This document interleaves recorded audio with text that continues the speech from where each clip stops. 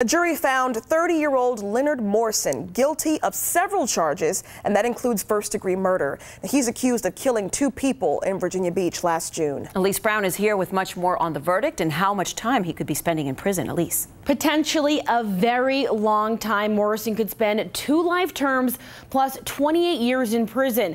The Commonwealth says he and his accomplice killed John Raithjen and Rayvon Miles last June. Prosecutors say it was a drug deal gone wrong. Detectives say that each of the victims were shot twice and robbed of their wallets, phones, and other electronics. Neighbors heard the shots on Archives Court in Virginia Beach, looked outside, and saw 2 men getting into a car. Defense argued there was no physical evidence connecting Morrison to the shootings.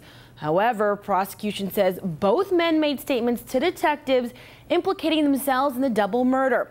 Morrison's sentencing is scheduled for early August. Here's Lucy and Ashley with more on Morrison and his co-defendant. All right, Elise, thank you for that. Well, Morrison is actually facing charges in the city of Hampton. And just days after those murders, he's accused of shooting a police officer. So last June, police responded to a robbery at a GameStop, and they say Morrison ran out of the store. When an officer tried to take him down, Morrison allegedly took that officer's gun and shot him.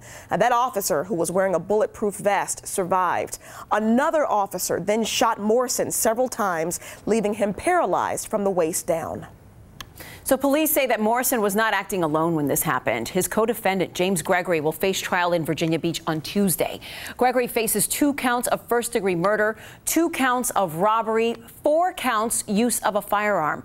We will be sure to let you know how this trial turns out.